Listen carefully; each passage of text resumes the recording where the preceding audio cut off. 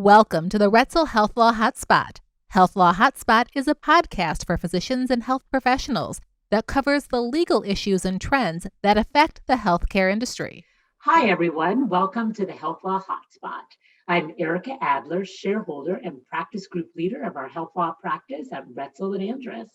Today, I'm joined by Andrea Winslow. Andrea has been in the staffing and recruiting industry for 23 years, and for the past 12 years, she's been specializing exclusively in neurosurgery recruitment. She has authored and co-authored articles specific to neurosurgery recruitment and has personally assisted over 100 academic programs and community practices with their recruitment efforts throughout her career. We're really excited to have you with us today. Thanks for joining us. Thank you so much. This is so exciting. I'm glad to be with you. So today we're going to be talking about a really interesting topic, which is recruitment, obviously. And from both sides, really, we're going to be talking about it. From the employer side, how do you recruit those great candidates? What is the information you should be putting out there? What are the things to avoid so you don't scare away candidates or make yourself less appealing? And what are some of maybe the things that you should be thinking about that you're not? And then on the other side, for those candidates out there, how do you find that job? What are some of the red flags that you don't want to miss when you're looking for the job as well, which I know a lot of my doctors, by the time I get to talking with them, and it's too late and they haven't asked the right question. So hopefully this will be really helpful to everyone watching. And so why don't we start off with you just telling us a little bit, maybe on the employer side of things, of how you go about working with your employers when they tell you, hey, we really need to find someone. Sure. So I do work with academic programs and with private practices and hospitals alike, and there are different questions to ask depending on which practice or program calls us and asks us for help. We have a pretty lengthy vetting process that we go through prior to accepting the opportunity in order to help find them candidates. So some of the things that we ask are related to, first and foremost, why they're recruiting.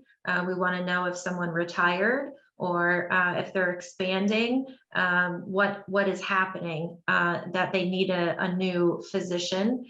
We go through all kinds of questions related to, depending on the specialty, whether there's a subspecialty need, what that volume looks like. Of course, what the number of surgeries or number of referrals that the person can expect to receive, the new hire. We talk about call, how often it is, whether they get paid for call.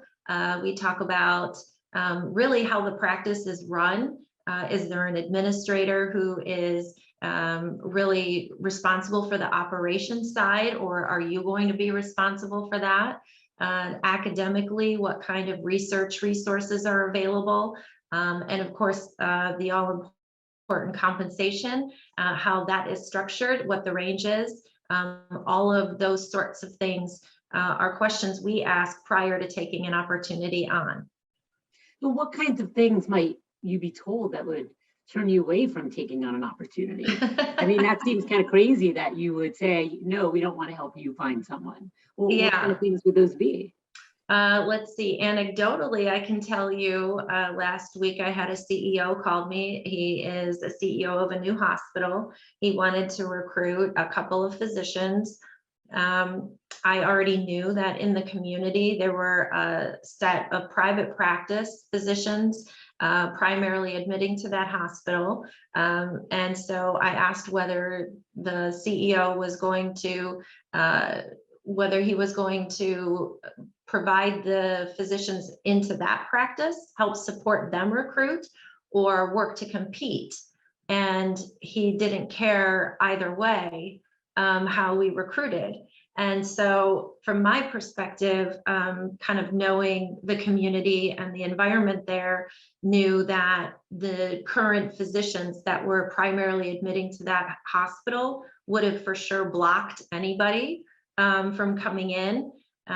because they wouldn't help them with call. That's how they're going to block them, and ask the CEO politely to sort of figure out whether he's truly willing to help the practice, because I don't want to set someone up to fail to try to come in, even if they hire two at the same time, to compete with a long-standing practice can be quite difficult.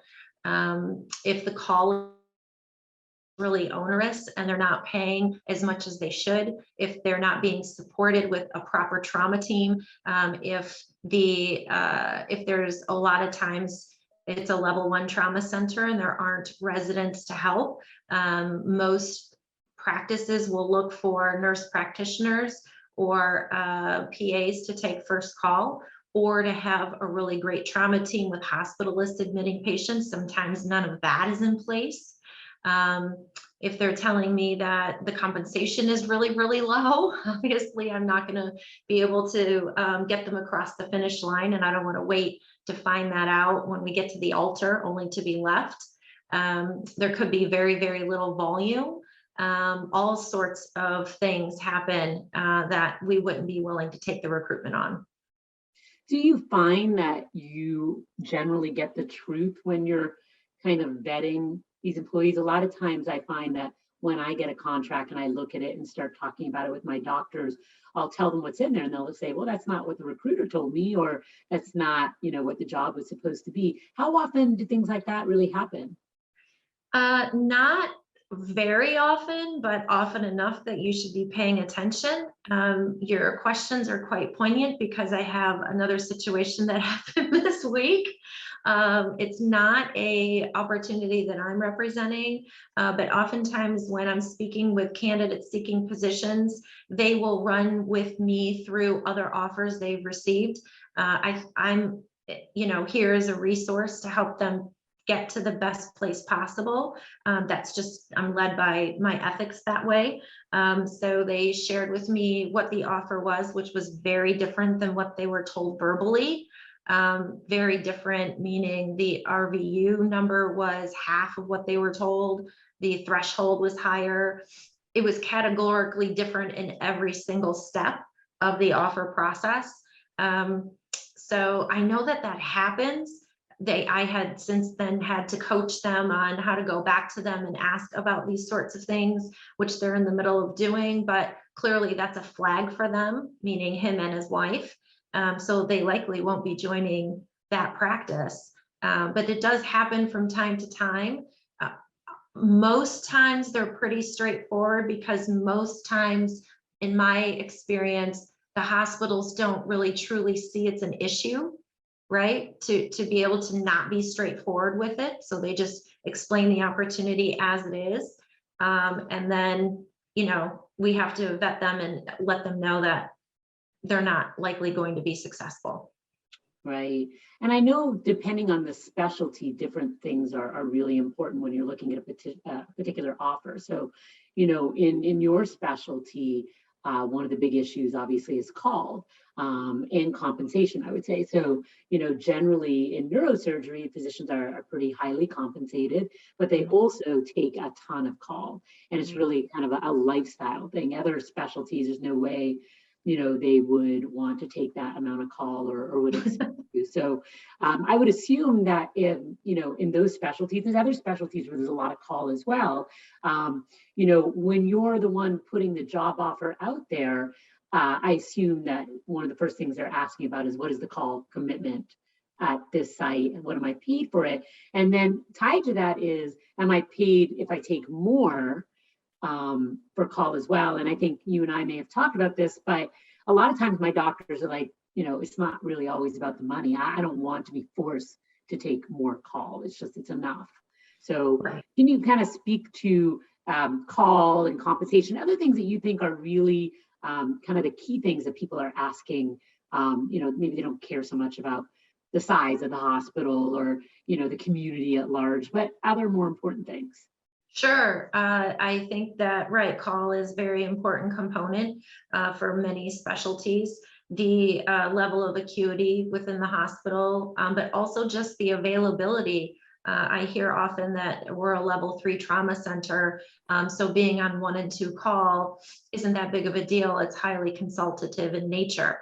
The fact is they have to be available every other day for call, which is quite a commitment that a lot of people aren't interested to participate in. So it's not just about the compensation, to your point, it's also about the lifestyle. It's about the how onerous the call is, whether it impacts their ability to have an elective practice, right? So the call can get so onerous that that's all they're doing is taking care of what's coming through the ER instead of holding clinic and having the ability to operate on those elective cases. So that's an issue. The other issue would be the number of days. Oftentimes hospitals have really, especially in the last 10 years, I think, because we've moved, this is such a trend toward hospital employment during that time. Private practice is dwindling. It's not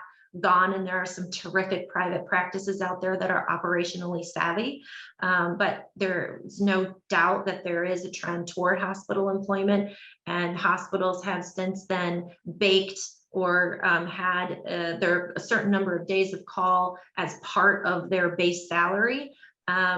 Lots of physicians aren't very happy with that. I think it's probably something that's here to stay. But as long as it's reasonable and the base salary compensation covers that, I think it's fine. The other issue that I see on the candidate side, although we're talking about employers, but I think it's important to talk about when we're speaking about call, is that when a new physician starts, they are very eager oftentimes to build a busy practice fast. And one way to do that is to take more call than is required, right? So they want to show the hospital they're very eager, their partners are very eager, they want to show they have a good work ethic. What happens is, however, is they wind up getting burnt out, and so they want to scale it back at that point.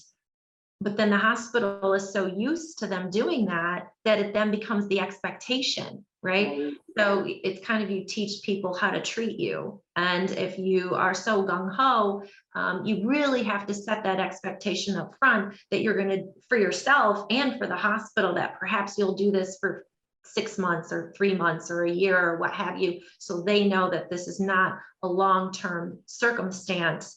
So you don't have false expectations out there. Right. I think that's a great point. I mean, a lot of times my doctors will say that to me as well. And I'll say, look, I said, it's one thing if you want to do it voluntarily, but it's another if the contract can require it. And so I usually try and set a maximum amount of required call when I can, because I know down the road they're going to feel differently about it. And I think that is a really important issue. In terms of lifestyle, since you mentioned it, I know money is important, but there are a couple of other things that my docs tend to be really interested in. It may not apply quite as much with the neurosurgeons, but the lifestyle comes down to really schedule and call and location, and the ability not to be told they have to work when they weren't expecting to work or go somewhere they weren't expecting to go. So I like to try and lock in, like, this is where your primary site is, and we'll agree on other sites, or your schedule is going to be kind of the standard weekday schedule unless we otherwise agree, so that if there's a shift where suddenly they want to start doing weekend clinics or evening clinics, my docs can't be forced to do that. And doctors with young families, etc., that can be really unexpected and unpleasant change, right? So is that the kind of detail you'll get into in a recruitment? Because most hospitals say, we treat everybody the same, we're not making that change to the contract, and it can become a real issue of tension. Right. I see not really weekend or changing that on my side, but what I do see about lifestyle is that they'll tack on extra clinics in outlying areas that they weren't going to, or it wasn't explained to them up front that this would be a part of their job, right? So they think their clinic is just at the hospital, and then they find out they're going 2-3 hours away, and they keep adding more and more, especially systems, adding more and more hospitals. And so the flagship hospital will send their surgeons or physicians out to all these other hospitals, number one, to cover call, but also to hold clinic. And before you know it, it becomes, I had one surgeon tell me last week, he was asked to go to a place 100 miles away that he wasn't going to in his first year of practice. Well, he doesn't, I mean, by the time you have, and then you're expecting people you don't know and don't have a relationship with, and the hospital isn't set up to round on those patients post-operatively. Yeah, I definitely it becomes a see that. malpractice issue. Right, Mhm. absolutely. And, Yeah, and so not only it's, that, but whenever you're commuting, you're also not working, generating Productive. RVUs, generating productivity. So it's not just a matter of being uncooperative, it's a matter of it affects your numbers also. So I Right. always try and get mutual agreement on locations, etc.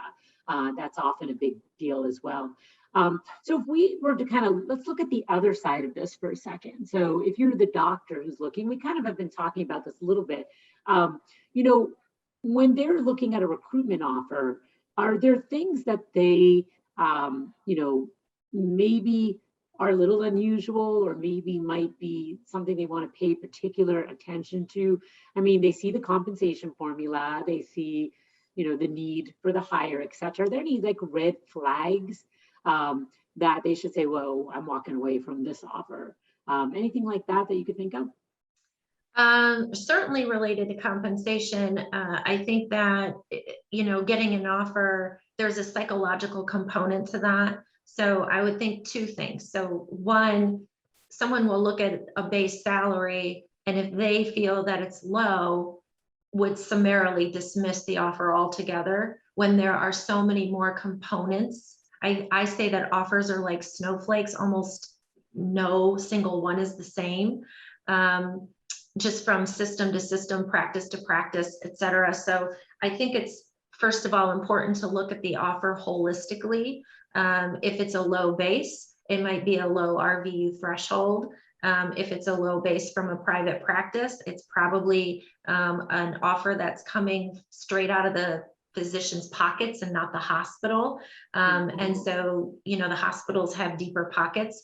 I think that getting an offer from a private practice, and when they're, while it might be and is oftentimes lower than what a hospital can offer, the physicians in that practice have a vested interest to see you succeed, right? That's the good part about them ponying up their own money to bring you forward. And right, so and then it's the other components. If it's a low base, as I said, it might be a low RVU threshold and a high dollar per RVU amount. So I would encourage people to keep an open mind and to consider all points of the offer.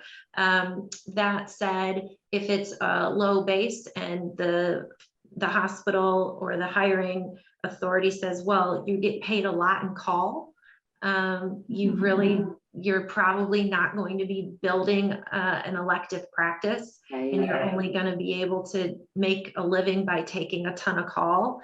That's not a good feeling. It won't work long-term likely. Other things in the offer would be just simple things like relocation. If we're talking about flags, I'm kind of dipping into some other pieces on the employment, on the candidate side now, but I'm never a fan personally of the candidate paying for any part of the process. If they're making you fly out on your own dime to see a practice, that's a flag for me. Certain things like that I think are important to watch out for. I think so too. And then, you know, there's also some flags when the offer makes its way over to me to take a look at, which I don't think sometimes necessarily come up in the recruitment process. That would be the non-compete, for example, which can make an otherwise great sounding offer suddenly completely objectionable, right? I mean, 100-mile radius and a great offer, but now 100-mile radius, and you're for 2 years or something, and your family's from nearby, and you hope to at least be able to, you know, go work somewhere else in the area, and suddenly it's not a great offer anymore.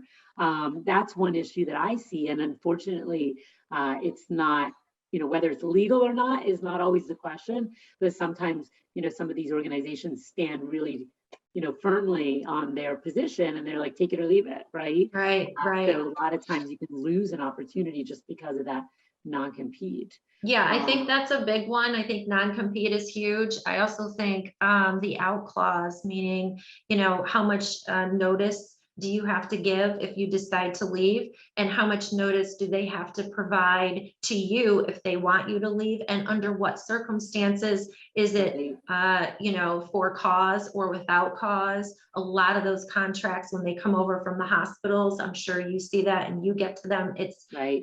Not spelled out the way that it should be. 180 days notice. I saw 365 days notice once. Right. I mean, I see a wide range. You're right. I say 90 days is still kind of the average. The one thing I see in those termination provisions, which has really become super popular in this past year and a half, I don't know, maybe 2 years even, is the right of the employer to suddenly, even if proper notice has been given by the doctor, to suddenly accelerate the termination date to any day they choose. So a doctor decides he wants to leave, he makes plans to go to another job, starts getting credentialed, gives his appropriate notice, and there's a provision there that says they can accelerate. So they say, great, thank you for your notice, Friday is your last day, right?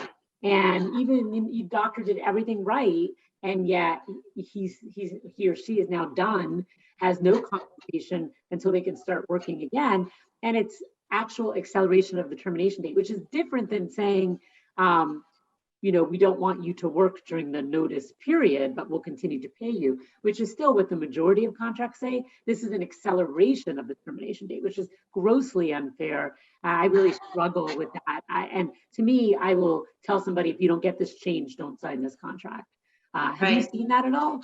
Yes, and what we really encourage is to make sure that you are providing notice in the amount of days that you should, but that you are letting the future practice know that you're waiting this amount of time in case something like that happens, so that the time that you're off and start is compressed. So a lot of times they'll wait until their license in the new state comes through before they'll let their soon to be former employer know. That's what we encourage them to do, is to really hold off in case something like that happens. Right. And I think, in terms of making your offer to a candidate look appealing, the non-compete and the termination provision, that can make or break a potential candidate's interest, right? Another one would be the malpractice. And I think, if you're the hospital, a lot of hospitals will, just have an occurrence policy or cover it. But if you're a smaller hospital or a practice, that is a big deal issue as well, because then there's a little tension over who's going to pay for that tail when the relationship ends. And I see some hospitals now, even if they have occurrence policy, kind of coming up with an equivalent tail or, cost to charge the doctor when the doctor goes to leave. Are you ever talking with your institutions or groups that are recruiting about that issue, which is kind of, monetary in nature? Sure. So we do, from on occasion, where they'll have to pay for tail. What I often suggest is that the new employer, if their carrier will assume prior acts, it's usually for a period of 2 years. The premium is a little higher, but it's less expensive than a tail. And in my experience, most of the new employers are willing to do that. Yeah, I haven't seen it being accepted quite maybe as often as you have.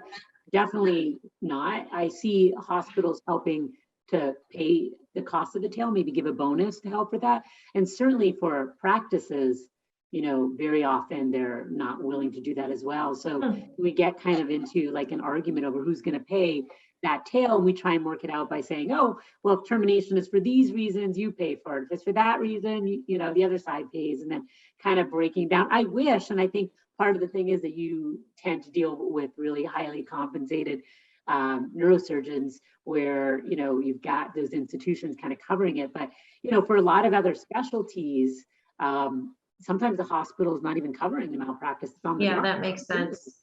Yeah. Right. And, so what could sound like a really lucrative deal, the idea that when you go to leave, even if it's just because you're not happy and it wasn't a good fit, you have to come up with $50,000, $75,000. Right. It's huge. It's a big financial piece of it. Agreed. Mhm. Yeah. So I guess it just maybe is very specialty dependent as well. For smaller groups that are looking to hire, so non-hospitals, what are some of the mistakes that you see them making? Is it, I'll say that some of the things I see is they don't share enough information. So they try and, be too subtle, and then people feel misled. But have you seen that? What do you see private groups doing that is a mistake? Private groups, most often in my experience, by the time they come to me, because they often try to recruit on their own, right? And so when I get to them, they've already tried, or they were successful and hired and had a bad hire, and so they feel they need an expert. And so by the time I get to them, they're doing two things. I think number one, they're not vetting the candidate properly. This is it's like a marriage. It really is. You have to, and so they're dazzled by maybe the personality of the candidate and not really what their skills are. Are they conducting proper references? Right. They don't do that a lot of times. Like you like someone, so that's enough. It could right? be like one of the reps, right? So in Right. my world, reps are a big deal. They know they're operating, with the physician. And so they'll get somebody, a rep friend knows a rep friend who knows this guy that, so that's how it happens sometimes. And they really aren't interested or don't have the time or both to vet them properly. And they really do need to take the time. Recruitment is a part-time job on top of their full-time job, right? Nobody really wants to take the time to recruit, but in order to do it right, you have to invest. And so those, they start to cut corners there a little bit. I think the other piece, to your point, is that practices should be, we use the term opening their books, right? To show exactly what their financials look like. And a lot of practices are so hesitant to do that. But the physician isn't willing, a savvy physician isn't willing to take the job if they don't see what their potential will be based off of the others that are currently in the practice. Right. So if you're not willing to do that, to me, it's a non-starter.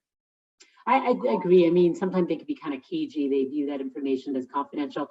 I guess it just depends how many candidates there are. So if you have several good candidates and only one wants to see your books, you might not go with that one, right? Because they're asking too much information. I see the same thing very often with future partnership offers, right?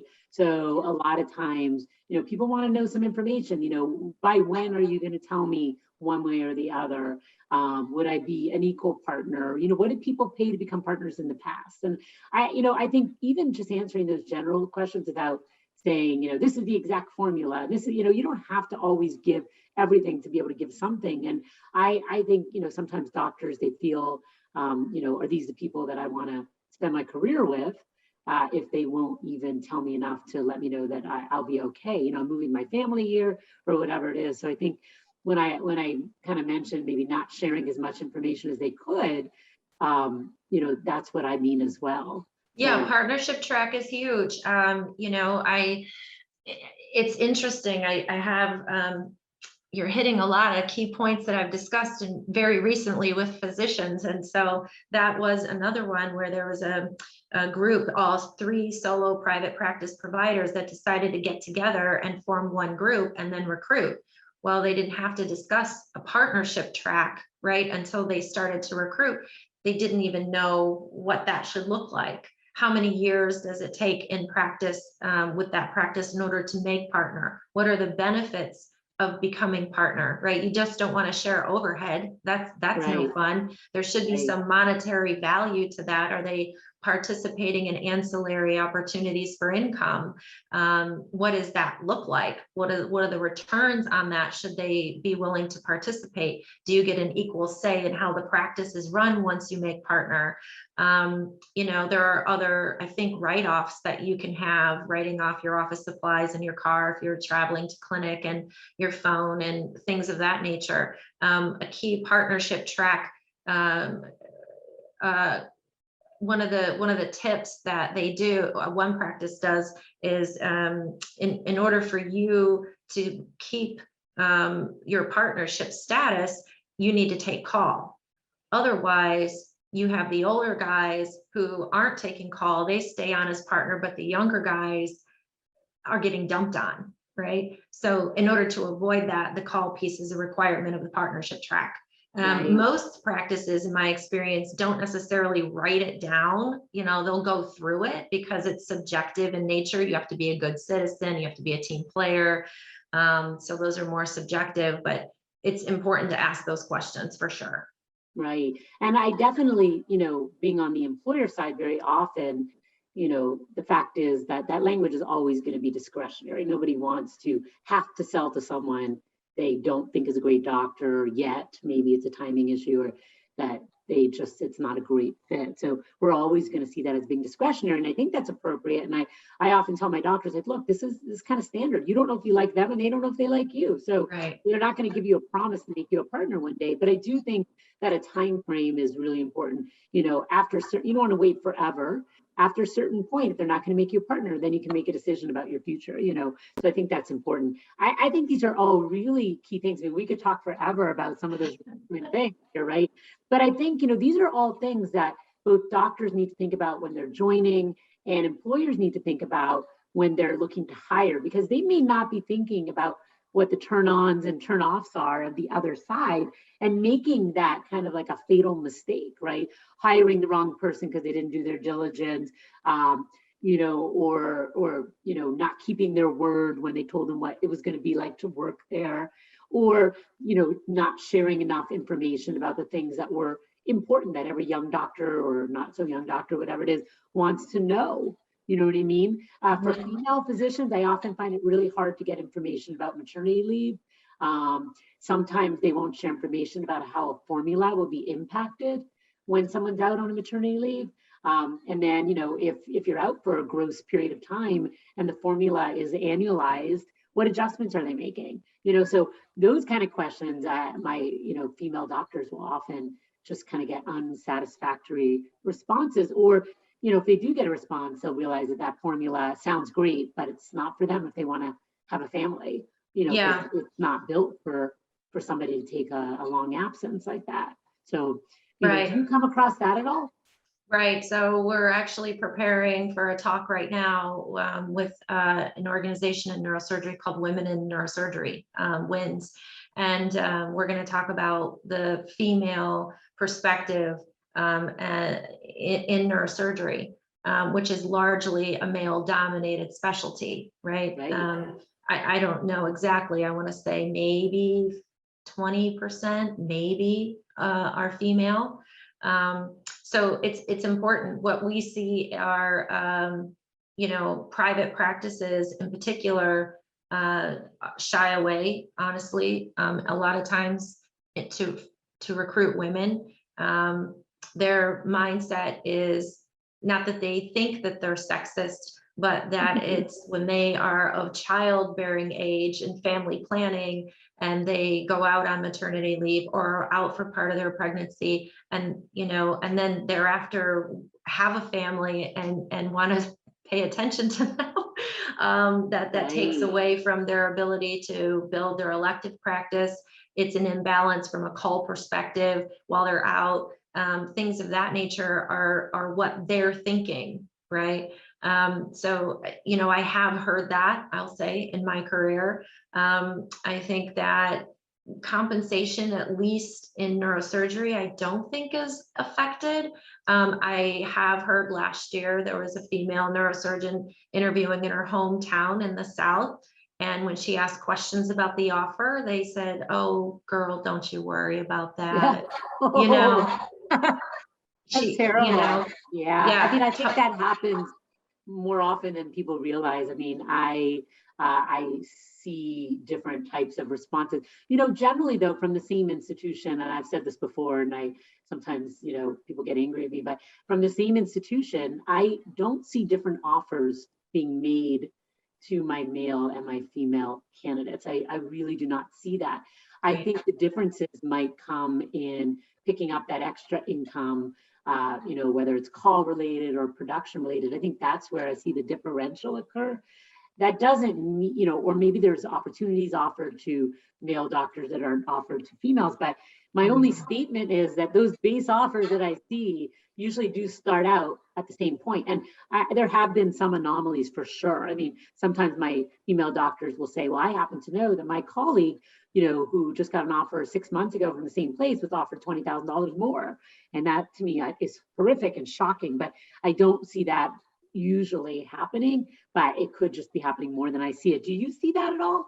Or no, I don't really see a disparity based on gender. I really don't. What I see is the disparity in respect, right? So just as there was an anecdotal story of someone who was treated as if she didn't need to worry about her contract because she's, some young girl, quote unquote, and on the other, and beyond that, I know a woman in leadership within her hospital, and the hospital administrators don't take her as seriously as, her male colleagues and other specialties that are at her level.